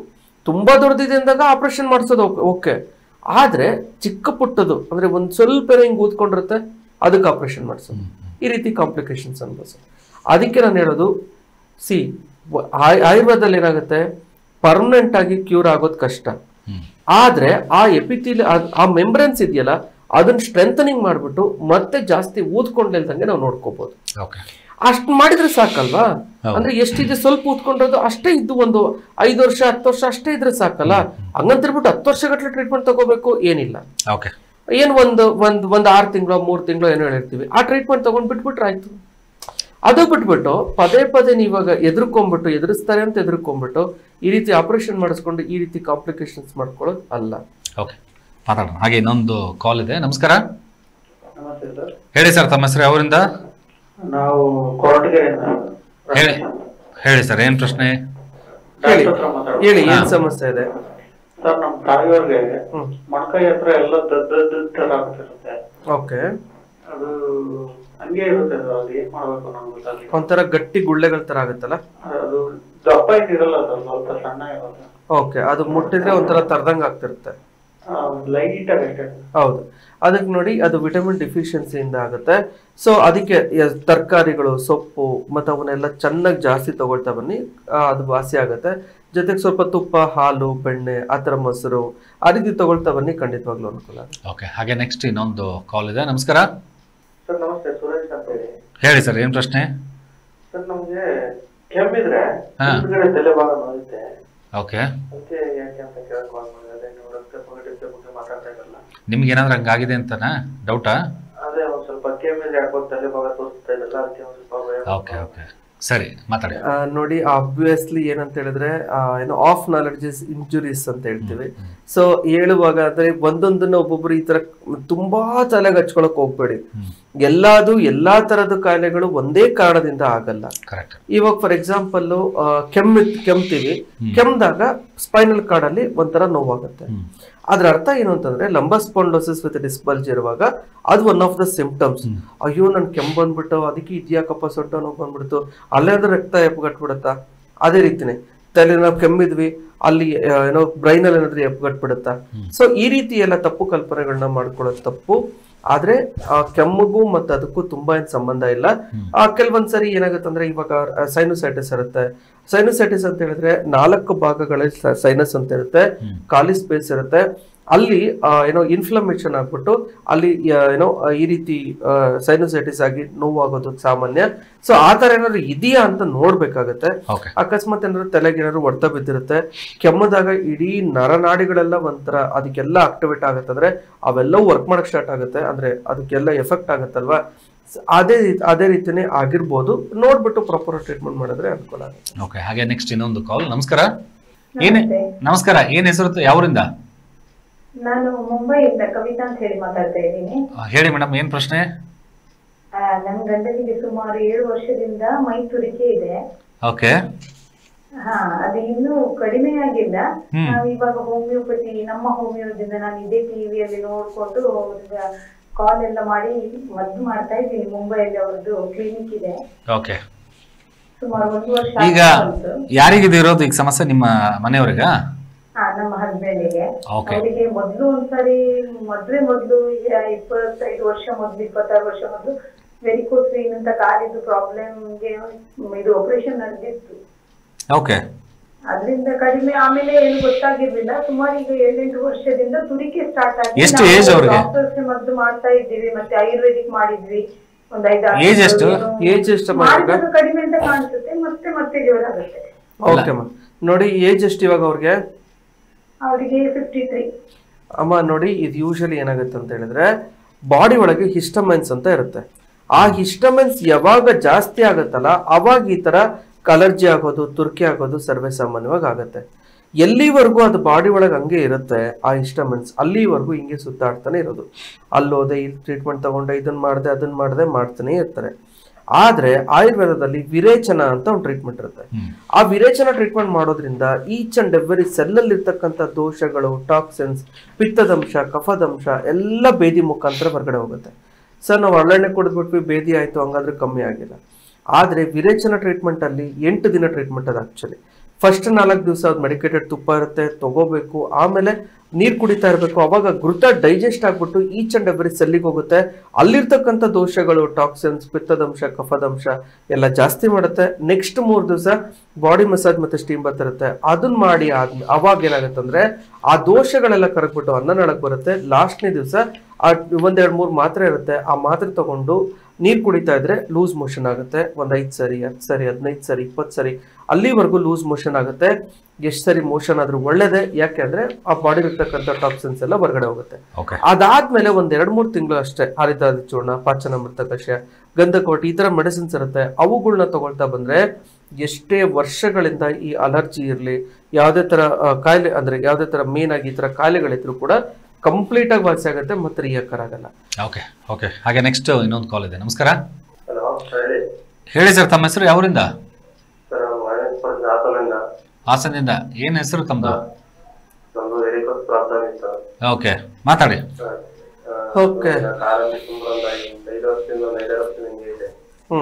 ಏನಾಗುತ್ತೆ? ಓಕೆ ಓಕೆ, ನೋಡಿ ಇವಾಗ ವೆರಿಕೋಸ್ ವೆನ್ಸ್ ಅಂತ ಹೇಳಿದ್ರೆ ಕಾಲಿಗೆ ಸಪ್ಲೈ ಮಾಡ್ತಕ್ಕಂಥ ರಕ್ತನಾಳಗಳಿದಾವಲ್ವಾ, ಅದು ಟಾರ್ಕ್ವೆಟ್ ಆಗುತ್ತೆ ಅಥವಾ ಊತ ಬರುತ್ತೆ ಅಂತ ಹೇಳ್ಬೋದು. ಸೊ ಅದಕ್ಕೆ ಸೂಪರ್ಫಿಷಿಯಲ್ ವೆರಿಕೋಸ್ ವೆನ್ಸ್ ಅಂತ ಹೇಳ್ತೀವಿ, ಡೀಪ್ ವೆರಿಕೋಸ್ ವೆನ್ಸ್ ಅಂತ ಹೇಳ್ತೀವಿ. ಸೂಪರ್ಫಿಷಿಯಲ್ ವೆರಿಕೋಸ್ ವೆನ್ಸ್ ಅಂತ ಹೇಳಿದ್ರೆ ಕಾಲಿನ ಒಂದು ತೊಡೆ ಭಾಗ ಆಗಿರ್ಬೋದು ಅಥವಾ ಕಾಲು ಅಂದ್ರೆ ಮೀನ್ ಕಂಡಗಳಾಗಿರ್ಬೋದು, ಅಲ್ಲಿ ಸ್ವಲ್ಪ ನೋಡಿದ್ರೆ ಅಂದ್ರೆ ಅಲ್ಲಿ ಅಬ್ಸರ್ವ್ ಮಾಡಿದ್ರೆ ಒಂಥರ ರಕ್ತನಾಳಗಳು ಎಪ್ಪುಗಟ್ಟಿರೋದು ಅಂದ್ರೆ ರಕ್ತ ನಾಳಗಳು ಟಾರ್ಕ್ವೆಟ್ ಆಗಿರುತ್ತೆ, ಅಂದ್ರೆ ಒಂಥರ ಸೊಳ್ಳಿ ತರ ಸುತ್ತಕೊಂಡಿರೋದು ಅಥವಾ ಅಲ್ಲಿ ಊತ ಬಂದಿರೋದು ಸರ್ವೇ ಸಾಮಾನ್ಯವಾಗಿ ಕಾಣುತ್ತೆ. ಅದಕ್ಕೆ ನಾವು ವೆರಿಕೋಸ್ ವೇನ್ಸ್ ಅಂತ ಕರಿತೀವಿ. ಯೂಶಲಿ ವೆರಿಕೋಸ್ ವೇನ್ಸ್ ಯಾವುದೇ ತರ ಸಿಂಪ್ಟಮ್ಸ್ ಕಾಣಿಸ್ಕೊಳ್ಳಲ್ಲ, ನೋವೇನು ಕಾಣಿಸ್ಕೊಳ್ಳಲ್ಲ, ಹಂಗಾಗ್ಬಿಟ್ಟು ನೆಗ್ಲೆಕ್ಟ್ ಮಾಡ್ತಾರೆ. ನೆಗ್ಲೆಕ್ಟ್ ಮಾಡಿದಾದ್ಮೇಲೆ ಯೂಶಲಿ ಏನಾಗುತ್ತೆ ಅಂದ್ರೆ ಮೀನ್ ಕಂಡಗಳಿಗಿಂತ ಕೆಳಗಡೆ ಭಾಗ ಏನ್ ಬರುತ್ತೆ ಅಲ್ಲಿ ಒಂಥರ ಕಲರ್ ಚೇಂಜಸ್ ಆಗುತ್ತೆ ಅಥವಾ ಊತ ಬರುತ್ತೆ. ಯಾವಾಗ ಊತ ಬರುತ್ತೆ ಅವಾಗ ತುಂಬಾ ಕೇರ್ ಮಾಡ್ಬೇಕು, ಇಲ್ಲ ಅಂತಂದ್ರೆ ಗಾಯಗಳಾಗ್ಬಿಡುತ್ತೆ. ಯಾವಾಗ ಗಾಯಗಳಾಯ್ತು ಅವಾಗ ಆ ಗಾಯ ವಾಸನೆ ಆಗಲ್ಲ. ಈ ರೀತಿ ಆಗೋದು ಸರ್ವೇ ಸಾಮಾನ್ಯ. ಚಿಕ್ಕದಾಗಿದ್ದಾಗಲೇ ಅದು ವಾಸಿ ಮಾಡ್ಕೊಂಡ್ರೆ ಹಾರ್ಡ್ಲಿ ಆಯುರ್ವೇದದಲ್ಲಿ 1-3 ತಿಂಗಳು ಅದು ಮೆಡಿಸಿನ್, 3 ತಿಂಗಳು ಅಥವಾ 6 ತಿಂಗಳು ಸ್ಟೇಜ್ ಮೇಲೆ ಡಿಪೆಂಡ್ ಆಗುತ್ತೆ. ಕರೆಕ್ಟಾಗಿ ಮೆಡಿಸಿನ್ಸ್ ಎಲ್ಲ ತಗೊಳ್ತಾ ಬಂದ್ರೆ ಎಷ್ಟೇ ವರ್ಷ ಇರಲಿ, ಈವನ್ ಗಾಯಗಳಾಗಿ ವಾಸನೆ ಆಗಲ್ಲ, ಆಪರೇಷನ್ ಮಾಡಿದ್ರೂ ಕಮ್ಮಿ ಆಗಿಲ್ಲ ಅಂದಿದ್ ಕೂಡ ಆಯುರ್ವೇದ ವಾಸಿ ಆಗುತ್ತೆ. ಏನೂ ಟೆನ್ಷನ್ ಮಾಡ್ಕೊಳುತ್ತೆ. Okay, thank you. ಹಾಗೆ ಇನ್ನೊಂದು ಕಾಲ್. ನಮಸ್ಕಾರ. ಹಲೋ, ಹೇಳಿ ಸರ್, ತಮ್ಮ ಹೆಸರು, ಯಾವರಿಂದ? ಕೇಳಿ ಸರ್, ಏನ್ ಪ್ರಶ್ನೆ? ರೇಡಿಯೇಷನ್ ಕೊಟ್ಟು 1.5 ವರ್ಷ ಆಗಿದೆ. ಓಕೆ. ಕಚ್ ಕೆಳಗಡೆ ಸ್ವಲ್ಪ ಊತ ಹಂಗೆ ಇದೆ, ಆಮೇಲೆ ಸ್ವಲ್ಪ ಗಡ್ಡೆ ತರ ಇದೆ ಕಚ್ ಕೆಳಗಡೆ. ಕ್ಯಾನ್ಸರ್ ಯಾವ ಕಡೆ ಆಗಿತ್ತದು? ಸರ್ ಅದು ಇದು ದವಡೆಯಲ್ಲಾಗಿತ್ತಾ? ಓಕೆ. ಅದೆಲ್ಲ ಮತ್ತೆ ಯಾವಾಗ್ಲೂ ಸ್ಕ್ಯಾನಿಂಗ್ ಎಲ್ಲ ಮಾಡ್ತಾ ಇದ್ದೀರಾ? ಸರ್ ಆಯ್ತು, 3 ತಿಂಗಳಿಂದ ಸ್ಕ್ಯಾನಿಂಗ್ ಎಲ್ಲ ಮಾಡ್ತಿದ್ದೆ. ಎಲ್ಲ ರಿಪೋರ್ಟ್ ನಾರ್ಮಲ್ ಇದೆಯಾ? ಹಾ, ರಿಪೋರ್ಟ್ ಎಲ್ಲ ನಾರ್ಮಲ್ ಇದೆ. ಓಕೆ. ನೋಡಿ, ಯೂಶಲಿ ಏನಾಗುತ್ತೆ ಅಂದ್ರೆ ಕ್ಯಾನ್ಸರಸ್ ಬಂದಾದ್ಮೇಲೆ ಅಲ್ಲಿ ಗಡ್ಡೆಗಳಾಗುತ್ತೆ. ಗಡ್ಡೆಗಳಾಗಿ ಕೆಲವೊಂದ್ಸರಿ ಗಾಯಗಳಾಗ್ಬೋದು. ಗಾಯಗಳಾಗಿ ಈ ರೀತಿ ರೇಡಿಯೇಷನ್ ಮತ್ತೆ ಕೀಮೋಥೆರಪಿ ಎಲ್ಲ ಕೊಟ್ಟಾದ್ಮೇಲೆ ಕೂಡ ಅದು ಒಂದ್ ಸ್ವಲ್ಪ ಗಡ್ಡೆಗಳು ಹಂಗೆ ಉಳಿದಿರುತ್ತೆ. ಯೂಶಲಿ ಟೆಸ್ಟ್ ಮಾಡಿರ್ತಾರೆ. ಆ ಟೆಸ್ಟ್ ಅಲ್ಲೆಲ್ಲ ನಾರ್ಮಲ್ ಇದೆ, ಏನು ತೊಂದರೆ ಇಲ್ಲ ಅಂತ ಹೇಳಿದ್ರೆ ಯೂಶಲಿ ನೆಗ್ಲೆಕ್ಟ್ ಮಾಡಿರ್ತಾರೆ. ತುಂಬಾ ಯೋಚನೆ ಮಾಡೋದು ಬೇಡ. ಬಟ್ ಆಯುರ್ವೇದದಲ್ಲಿ ಕೆಲವೊಂದು ಮೆಡಿಸಿನ್ಸ್ ಎಲ್ಲ ಇರುತ್ತೆ, ಕೆಲವೊಂದು ಟ್ರೀಟ್ಮೆಂಟ್ ಎಲ್ಲ ಇರುತ್ತೆ. ಅವುಗಳು ಮಾಡ್ಕೊಳ್ಳೋದ್ರಿಂದ ಆ ಕ್ಯಾನ್ಸರಸ್ನ ಕಂಟ್ರೋಲ್ ಮಾಡೋದಕ್ಕೆ ನಿಮ್ಗೆ ಅನುಕೂಲ ಮಾಡ್ಕೊಡ್ಬೋದು. ಬಿಕಾಸ್ ಅಲ್ಲಿ ಒಂದ್ಸರಿ ಕ್ಯಾನ್ಸರಸ್ ಸೆಲ್ಸ್ ಆಯ್ತು ಅಂತ ಹೇಳಿದ್ರೆ ಅದು ಮೆಟಸ್ಟಾಸಿಸ್ ಆಗೋ ಚಾನ್ಸಸ್ ಇರುತ್ತೆ. ಅಂದ್ರೆ ಒಂದ್ ಕಡೆ ಇನ್ನೊಂದ್ ಕಡೆ ಸ್ಪ್ರೆಡ್ ಆಗೋ ಚಾನ್ಸಸ್ ಇರುತ್ತೆ. ಅಥವಾ ಅದು ಮತ್ತೆ ರಿಪೀಟ್ ಆಗಬಾರ್ದು ಅಂತೇನಿಲ್ಲ. ಸೊ ಈವನ್ ಕೀಮೋಥೆರಪಿ, ರೇಡಿಯೋಥೆರಪಿ ಏನೇ ಆಗಿರ್ಲಿ, ಆಗಾದ್ಮೇಲೆ ಹಾರ್ಡ್ಲಿ 3 months ವಿರೇಚನ ಟ್ರೀಟ್ಮೆಂಟ್ ಏನು ಎಕ್ಸ್ಪ್ಲೇನ್ ಮಾಡಿದೆ, ಅದಾದ್ಮೇಲೆ ಹೃದಯವಟ್ಟಿ, ಕಲ್ಯಾಣಾಕ್ಷರ ಆ ಥರ ಮೆಡಿಸಿನ್ಸ್ ಇರುತ್ತೆ. ಅವುಗಳನ್ನ ತಗೊಳ್ತಾ ಬಂದ್ರೆ ಆ ಸ್ಪ್ರೆಡ್ ಆಗಲ್ದಂಗೂ ನೋಡ್ಕೊಳ್ಳುತ್ತೆ. ಈ ತರ ಚೂರು ಪರ ಉಳ್ಕೊಂಡಿರೋದು ಕೂಡ ವಾಸಿ ಆಗುತ್ತೆ. ಓಕೆ, ಥ್ಯಾಂಕ್ ಯು ಕರೆ ಮಾಡೋದಕ್ಕೆ. ಹಾಗೆ ನೆಕ್ಸ್ಟ್ ಇನ್ನೊಂದು ಕಾಲ್ ಇದೆ. ನಮಸ್ಕಾರ. ಹಾ, ಹೇಳಿ ಸರ್, ಏನ್ ಪ್ರಶ್ನೆ ಕೇಳಿ.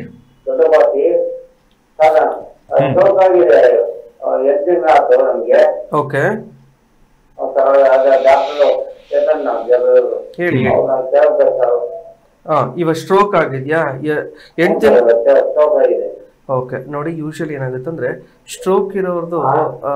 ಸ್ಟ್ರೋಕ್ ಇರುವಾಗ ಹೆಂಗೆ ಒಂದು ಪ್ರಾಬ್ಲಮ್ ಎಲ್ಲಾಗತ್ತೆ ಅಂದ್ರೆ ತುಂಬಾ ಚೆನ್ನಾಗಿ ಅಡ್ಡಾಡ್ತಾ ಇರ್ತಾರೆ, ತುಂಬಾ ಆಕ್ಟಿವ್ ಆಗಿರ್ತಾರೆ. ಆ ಸ್ಟ್ರೋಕ್ ಆಯ್ತು ಅಂದ ತಕ್ಷಣ ಒಂದ್ ಮೂಲೆಗೆ ಬಿದ್ದುಬಿಡ್ತಾರೆ. ಸೊ ಏನೇ ದೊಡ್ಡ ಕೆಲಸಗಳು ಮಾಡಿರ್ಲಿ, ಏನೇ ಇರ್ಲಿ, ಅವ್ರದ್ದು ಎಲ್ಲಾ ಕೆಲಸಗಳು ಕುಂಠಿತ ಅಂತಾನೆ ಹೇಳ್ಬೋದು. ಸೊ ಅದೊಂಥರ ಪೇನ್ಫುಲ್ ಡಿಸೀಸ್ ಅಂತಾನೆ ಹೇಳ್ಬೋದು. ಸೊ ಯೂಶಲಿ ಏನಾಗ್ಬಿಡುತ್ತೆ ಅಂದ್ರೆ ಎಲ್ಲರಿಗೂ ಗೊತ್ತಿದೆ, ಆದ್ರೆ 2 ಕೈ ಅಥವಾ ಯಾವ್ದಾದ್ರು ಒಂದು ಕೈ ಆಗಿರ್ಬೋದು, ಕಾಲಾಗಿರ್ಬೋದು, ಬಿದ್ದೋಗ್ಬಿಡುತ್ತೆ. ಕೆಲಸ ಮಾಡೋಕ್ಕಾಗಲ್ಲ, ಸೈನ್ ಮಾಡೋಕ್ಕಾಗಲ್ಲ, ಉಳ್ಕಿದೆಲ್ಲ ಕಷ್ಟ. ಸೊ ಅದೇನಾಗುತ್ತೆ ಅಂದ್ರೆ ಅಲ್ಲಿ ಕ್ಲಾಟ್ಸ್ ಆಗಿದೆಯಾ, ಇನ್ಫೆಕ್ಟ್ ಆಗಿದೆಯಾ ಅಂತ ನೋಡ್ಬಿಟ್ಟು ಅದನ್ನ ಪ್ರಾಪರ್ ಟ್ರೀಟ್ಮೆಂಟ್ ಮಾಡಿದ್ರೆ ಖಂಡಿತವಾಗ್ಲೂ ಅನುಕೂಲ ಆಗುತ್ತೆ. ಏನು ಟೆನ್ಷನ್ ಮಾಡೋದು ಬೇಡ. ಅಲ್ಲಿ ನರಗಳ ದೌರ್ಬಲ್ಯ ಆಗಿರುತ್ತೆ ಯೂಶಲಿ ಕ್ಲಾಟ್ ಆದಾಗ. ಯಾಕಂದ್ರೆ ಅಲ್ಲಿ ಇನ್ಫೆಕ್ಟ್ಸ್ ಆಗಿರ್ಲಿ, ಕ್ಲಾಟ್ ಆಗಿರ್ಲಿ, ಅಲ್ಲಿ ಸಿಗ್ನಲ್ಸ್ ಕಳಿಸಲ್ಲ. ಅವಾಗ ಯಾವಾಗ ಸಿಗ್ನಲ್ಸ್ ಕಳಿಸಲ್ವೋ ಅಲ್ಲಿ ಕರೆಕ್ಟಾಗಿ ನ್ಯೂಟ್ರಿಷನ್ ಸಿಗಲ್ಲ, ಕರೆಕ್ಟಾಗಿ ವರ್ಕ್ ಮಾಡೋಕ್ಕಾಗಲ್ಲ. ಅವಾಗ ಅದೆಲ್ಲ ಅಲ್ಲಿ ಯಾವಾಗ ಸಿಗ್ನಲ್ ಕಳಿಸಲ್ವೋ ಆಬ್ವಿಯಸ್ಲಿ ವರ್ಕ್ ಮಾಡೋಕ್ಕಾಗಲ್ಲ. ಅದಕ್ಕೆ ಕೆಲವೊಂದು ಮೆಡಿಸಿನ್ಸ್ ಎಲ್ಲ ಇರುತ್ತೆ, ಅವ್ನು ತಗೊಳ್ತಾ ಬರೋದ್ರಿಂದ ಅಲ್ಲಿ ಶಕ್ತಿ ಬಂದ್ಬಿಟ್ಟು ವಾಸಿ ಆಗ್ತಾ ಬರುತ್ತೆ. ಟೆನ್ಷನ್ ಮಾಡ್ಕೊಳ್ತಾರೆ. ಓಕೆ, ಇನ್ನು ಡಯಾಬಿಟಿಸ್ ಬಗ್ಗೆ ನಾವು ಮಾತಾಡೋದಾಯ್ತು. ರಕ್ತ ಹೆಪ್ಪುಗಟ್ಟುವಿಕೆ, ಆಮೇಲೆ ವಿಶೇಷವಾಗಿ ಗಾಯಗಳು ಏನಾದರೂ ಆಯ್ತಂದ್ರೆ ವಾಸಿ ಆಗೋದೇ ತುಂಬಾನೇ ಕಮ್ಮಿ. ಅಂತಹ ಸಂದರ್ಭದಲ್ಲಿ ಡಯಾಬಿಟಿಕ್ ಪೇಷಂಟ್ಸ್ಗಳಿಗೆ ರಕ್ತ ಹೆಪ್ಪುಗಟ್ಟೋದು, ಬ್ಲಡ್ ಕ್ಲಾಟ್ ಆಗೋದು ಯಾವ ರೀತಿ ಮತ್ತೊಂದಷ್ಟು ಕಾಂಪ್ಲಿಕೇಶನ್ಸ್ ತರ್ಬೋದು ಅಂತ? ಯೂಶಲಿ ಏನಾಗುತ್ತೆ ಅಂತ ಹೇಳಿದ್ರೆ ಈ ಡಯಾಬಿಟಿಸ್ ಇರೋರಿಗೆ ಅಲ್ಲಿ ಏನಾಗುತ್ತೆ ಅಂತ ಹೇಳಿದ್ರೆ ಅದೊಂಥರ ನಾವು ಈ ಆಮಲಕ್ಷಣಗಳು ಅಂತ ಹೇಳ್ತೀವಿ ಆಯುರ್ವೇದದಲ್ಲಿ. ಆ ಆಮಲಕ್ಷಣಗಳು ಆಬ್ವಿಯಸ್ಲಿ ಅಲ್ಲಿ ಯಾವಾಗ ಅಲ್ಲಿ ಸರಿಯಾಗಿ ಅಂದ್ರೆ ಅಲ್ಲಿ ಕ್ಯೂರ್ ಆಗೋದು ಲೇಟ್ ಆಗುತ್ತೆ. ಅಂದ್ರೆ ಹಂಗಾಗ್ಬಿಟ್ಟು ಡಯಾಬಿಟಿಸ್ ಇರೋರು ಅಲ್ಲಿ ಯಾವುದೇ ತರ ಗಾಯಗಳಾಗಿದ್ರೆ ಕೇರ್ಫುಲ್ ಆಗಿರ್ಬೇಕು. ಎಕ್ಸ್ಪೆಷಲಿ ಡಯಾಬಿಟಿಕ್ ಫುಟ್ ಅಲ್ಸರ್ಸ್ ಅಂತ ಹೇಳ್ತೀವಿ. ಡಯಾಬಿಟಿಕ್ ಫುಟ್ ಅಲ್ಸರ್ಸ್ ಅಂತ ಹೇಳಿದ್ರೆ ಕಾಲು, ಎಕ್ಸ್ಪೆಷಲಿ ಕಾಲಲ್ಲಿ ಏನಾದ್ರು ಚಿಕ್ಕ ಗಾಯ ಇರುತ್ತೆ, ಏನೋ ತುಳಿದಿರ್ತಾರೆ, ಆದ್ರೆ ಗೊತ್ತಾಗಲ್ಲ. ಅದು ಗೊತ್ತಾಗಲ್ಲ ದೊಡ್ಡದಾಗ್ಬಿಡುತ್ತೆ. ಯಾಕೆ ಅಂತ ಹೇಳಿದ್ರೆ ವೇನಸ್ ಅಲ್ಸರ್ಸ್, ಎಕ್ಸ್ಪೆಷಲಿ ಈ ವೇನಸ್ ಅಲ್ಸರ್ಸ್ಗಳು ಅಲ್ಲಿ ನೋವೇ ಕಾಣಿಸ್ಕೊಳ್ಳಲ್ಲ. ಎಷ್ಟು ದೊಡ್ಡ ಗಾಯ ಆಗಿದ್ರು ಆರಾಮಾಗಿ ಅಡ್ಡಾಡ್ತಾ ಇರ್ತಾರೆ, ಅಲ್ಲಿ ಮುಟ್ಟು ಸೆನ್ಸೇಷನ್ ಇರಲ್ಲ. ಹಂಗಾಗ್ಬಿಟ್ಟು ಡಯಾಬಿಟಿಸ್ ಇರೋರು ಯಾವುದೇ ಕಡೆ ಗಾಯ ಆಗಿರ್ಲಿ, ಎಕ್ಸ್ಪೆಷಲಿ ಕಾಲುಗಳಿಗೆ ಕೇರ್ ಮಾಡೋದು ತುಂಬಾ ಒಳ್ಳೇದು. ಅಲ್ಲಿ ಅಲ್ಲಿ ರಕ್ತ ಸಂಚಾರ ಸರಿಯಾಗಿ ಆಗಲ್ವಾ ಅದು ಇದು ಅನ್ನೋದಕ್ಕಿಂತನೂ ಅಲ್ಲಿ ಸೆಲ್ಸ್ಗಳು ಅಲ್ಲಿ ಕ್ಯೂರ್ ಮಾಡ್ಕೊಳ್ಳೋದನ್ನ ಸ್ವಲ್ಪ ಕಮ್ಮಿ ಆಗ್ಬಿಡುತ್ತೆ. ಅಂದ್ರೆ ಎಲ್ಲ ಕಾಮನ್ ಭಾಷೆಯಲ್ಲಿ ಅಂದ್ರೆ ಆಡು ಭಾಷೆಯಲ್ಲಿ ಹೇಳ್ಬೇಕು ಅಂದ್ರೆ ಅಲ್ಲಿ ರಕ್ತ ಸರಿಯಾಗಿ ಅದು ಒಂಥರ ಹೆಂಗಂದ್ರೆ ಅದೊಂಥರ ಈ ಸಕ್ಕರೆ ಜಾಸ್ತಿ ಇರೋದು ಅಂತ ಹೇಳ್ತೀವಲ್ವಾ, ಆ ಸಕ್ಕರೆ ಜಾಸ್ತಿ ಇದ್ದಾಗ ಅಲ್ಲಿ ಜಾಸ್ತಿ ಬೇಗ ಒಣಗಲ್ಲ ಗಾಯ ಅಂತ. ಸೊ ಹಂಗಾಗ್ಬಿಟ್ಟು ಅಲ್ಲಿ ಮತ್ತೆ ಸೆಲ್ಸ್ ಎಲ್ಲ ರೀಗ್ರೋತ್ ಆಗೋದು ಅದೆಲ್ಲ ತುಂಬಾ ಲೇಟ್ ಆಗ್ತಾ ಇರುತ್ತೆ. ಹಂಗಾಗಿ ಎಕ್ಸ್ಪೆಷಲಿ ಡಯಾಬಿಟಿಕ್ ಫುಟ್ ಅಲ್ಸರ್ಸ್ ಆಗೋದು ಸರ್ವೇ ಸಾಮಾನ್ಯ. ಇನ್ನೊಂದು ಇದ್ರ ಜೊತೆಗೆ ಏನಂದ್ರೆ ಈ ವೆರಿಕೋಸ್ ವೇನ್ಸ್, ಯಾಕಂದ್ರೆ ಬ್ಲಡ್ ಕ್ಲಾಟ್ ಆಗ್ತಾ ಇರುತ್ತೆ ಕಾಲಿನ ಭಾಗದಲ್ಲೆಲ್ಲ ಆಗ್ತಾ ಇರುತ್ತೆ, ಇದಕ್ಕೊಂದು ರೀಸನ್ ಆಗ್ಬೋದಾ? ಹಿಮೋಫಿಲಿಯಾಗ ಸರ್ ಆ ಥರ ಏನಿರಲ್ಲ. ಸೊ ಯೂಶಲಿ ಏನಾಗುತ್ತೆ ಅಂತ ಹೇಳಿದ್ರೆ ಇವಾಗ haemophilia it is an entirely different concept. ಇವಾಗ ಅಲ್ಲಿ ಬ್ಲಡ್ ಕ್ಲಾಟಿಂಗ್ ಹೇಳಿದ್ವಲ್ವಾ 13 ಫ್ಯಾಕ್ಟರ್ಸ್ ಏನ್ ಹೇಳ್ತಲ್ಲ, ಆ ಫ್ಯಾಕ್ಟರ್ಗಳಲ್ಲಿ ಯಾವುದೋ ಒಂದು ಫ್ಯಾಕ್ಟರ್ ಅವಾಗ ಯಾವ ಟೈಮಲ್ಲಿ ಅದು ಬೇಕಾದ್ರೂ ಕಮ್ಮಿ ಆಗ್ಬೋದು ಅಥವಾ ನಾರ್ಮಲ್ ಆಗ್ಬೋದು. ಸೊ ಹಿಮೋಫಿಲಿಯಾ ಬಿಟ್ಟು ಏನೇನು ಫ್ಯಾಕ್ಟರ್ಸ್ ಹೇಳಿದ್ವಲ್ವ ಅದು ಬಿಟ್ಟು ಬೇರೆ ಫ್ಯಾಕ್ಟರ್ಸ್ ಏನಾದ್ರು ಪ್ರಾಬ್ಲಮ್ ಆದಾಗ ಅಲ್ಲಿ ರಕ್ತ ಏನೋ ಸೋರುವಿಕೆ ಜಾಸ್ತಿ ಆಗ್ಬೋದು. ಸೊ ಅದರಿಂದ ಬೇರೆ ತರ ಪ್ರಾಬ್ಲಮ್ ಆಗೋ ಚಾನ್ಸಸ್ ಇರುತ್ತೆ. ಬಟ್ ಈವನ್ ಅಲ್ಲಿ ವೆರಿಕೋಸ್ ವೆನ್ಸ್ ಅಲ್ಲಿ ಏನಾಗಿರುತ್ತೆ ಅಂದ್ರೆ ಅಲ್ಲಿ ಟಾರ್ಕ್ವೇಟ್ ಆಗುತ್ತಲ್ವಾ, ಅಲ್ಲಿ ಅದು ಕೆಳಗಡೆ ಇರುತ್ತೆ, ಕೆಳಗಡೆ ಭಾಗದಿಂದ ಮೇಲ್ಗಡೆ ರಕ್ತಕ್ಕೆ ಅಂದ್ರೆ ಹಾರ್ಟಿಗೆ ಬರಬೇಕು. ಸೊ ಯೂಶಲಿ ಏನಾಗುತ್ತೆ ಅಲ್ಲಿ ರಕ್ತ ಪಂಪ್ ಆಗೋದನ್ನ ಅಲ್ಲಿ ಅಂದ್ರೆ ಬಲೂನ್ ಇರುತ್ತೆ, ಬಲೂನ್ ಊತ ಬಂದ್ಬಿಡುತ್ತೆ. ಬಲೂನ್ ಊದ್ಕೊಂಡಿರೋದು ಅಕಸ್ಮಾತ್ ಏನಾದ್ರು ಬಿಟ್ವಿ ಅಂತ ಹೇಳಿದ್ರೆ ಅದು ಒಂಥರ ಅಂದ್ರೆ ಆ ಲೇಯರ್ ಇರುತ್ತಲ್ಲ ಸ್ವಲ್ಪ ಹೆಂಗೆ ವೀಕ್ ಆದಂಗೆ ಅನಿಸ್ತಾ ಇರುತ್ತೆ. ಅದೇ ರೀತಿನೇ ಅಲ್ಲಿ ರಕ್ತನಾಳಗಳು ಟಾರ್ಕ್ವೆಟ್ ಅಂದ್ರೆ ಆ ವಾಲ್ ಇರುತ್ತಲ್ಲ, ವಾಲ್ ಟೆನ್ಷನ್ ಕಮ್ಮಿ ಆಗಿರುತ್ತೆ ಅಂತ ಹೇಳ್ಬೋದು.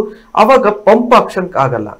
ಯಾವಾಗ ಪಂಪ್ ಆಕ್ಷನ್ ಆಗಲ್ವೋ ಅವಾಗ ರಕ್ತ ಸಂಚಾರ ಸರಿಯಾಗಿ ಆಗಲ್ಲ. ಅವಾಗ ಈ ರೀತಿ ಏನೋ ಗಾಯಗಳಾಗ್ಬಿಟ್ಟು ಅಲ್ಲಿ ಹೆಲ್ದಿಯಾಗಿ ಕೆಲವೊಂದ್ಸರಿ ಬ್ಲಾಕೇಜಸ್ ಆಗ್ಬೋದು, ಅಲ್ಲಿ ರಕ್ತ ಸಂಚಾರ ಸರಿಯಾಗಿ ಹೆಲ್ದಿ ರಕ್ತ ಸಂಚಾರ ಆಗಲ್ಲ. ಅವಾಗ ಆ ಗಾಯಗಳಾಗ್ಬಿಟ್ಟು ಅದು ವಾಸಿ ಆಗಲ್ಲ ಅಂತ ಆಗತ್ತೆ.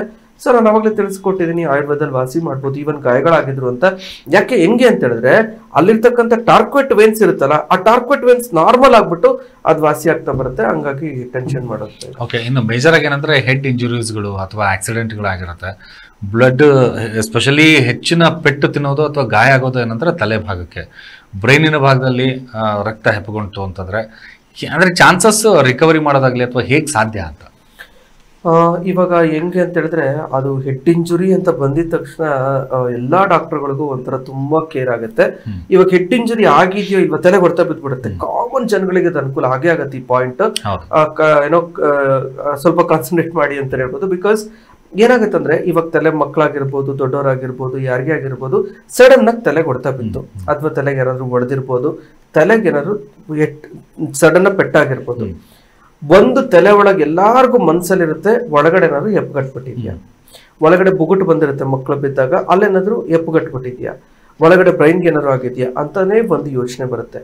ಒಂದ್ ನೆನ್ಪಿಟ್ಕೊಳ್ಳಿ, ಏನಾದ್ರು ತಲೆ ಹೊಡ್ತಾ ಬಿತ್ತು ಆ ಥರ ಏನಾದ್ರು ಆಗಿತ್ತು ಅಂದಾಗ ಒಂದು ½ an hour ಅಥವಾ 1 hour ಒಳಗಡೆ ಏನು ನೀರು ಕೊಡಬಾರ್ದು. ನೀರಾಗ್ಲಿ ತಿಂಡಿ ಆಗ್ಲಿ ಏನು ಕೊಡಬೇಡಿ. ಯಾಕೆ ಅಕಸ್ಮಾತ್ ಏನಾದ್ರು ಅಲ್ಲಿ ವಾಂತಿ ಆಗತ್ತಾ ಅಂತ ಅಬ್ಸರ್ವ್ ಮಾಡಿ. ಅಕಸ್ಮಾತ್ ಅಂದ್ರೆ ವಾಮಿಟ್ ಆಗ್ತಾ ಇದೆ, ತೆರೆಗೆ ಇಂಜುರಿ ತೆರೆಗೆ ಹೊಡ್ತಾ ಬಿದ್ದಿರುತ್ತೆ, ವಾಮಿಟ್ ಆಗ್ತಾ ಇದೆ, ಹಂಗಂದ್ರೆ ಒಳಗಡೆ ರಕ್ತದ ಏನು ಬ್ರೈನಿಗೆ ಎಫೆಕ್ಟ್ ಆಗಿದೆ ಅಂತ ಅರ್ಥ. ಈ ಪಾಯಿಂಟ್ ಖಂಡಿತವಾಗ್ಲೂ ಕಾನ್ಸಂಟ್ರೇಟ್ ಮಾಡಿ. ಹಂಗೇನಾದ್ರು ವಾಮಿಟ್ ಆಗ್ತಾ ಇದೆ ಅಂತ ಅಂದಾಗ ಇಮ್ಮಿಡಿಯೇಟ್ ಆಗಿ ಡಾಕ್ಟರ್ ಹತ್ರ ಹೋಗ್ಬಿಟ್ಟು CT ಸ್ಕ್ಯಾನ್ MRI ಸ್ಕ್ಯಾನ್ ಅಥವಾ ನೋಡ್ಬಿಟ್ಟು ಅಲ್ಲೇನಾದ್ರು ಕ್ಲಾಟ್ಸ್ ಆಗಿದೆ, ಏನಾದ್ರು ಇಂಜುರಿ ಆಗಿದೆಯಾ, ಹೊಡ್ತಾ ಬಿದ್ದಿದ್ಯಾ ಅದು ನೋಡ್ಬಿಟ್ಟು ಪ್ರಾಪರ್ ಟ್ರೀಟ್ಮೆಂಟ್ ಮಾಡ್ಕೊಳ್ಳೋದು ಇಮ್ಮಿಡಿಯೇಟ್ ಆಗಿ ಸ್ಟಾರ್ಟ್ ಮಾಡೋದು ಒಳ್ಳೇದು.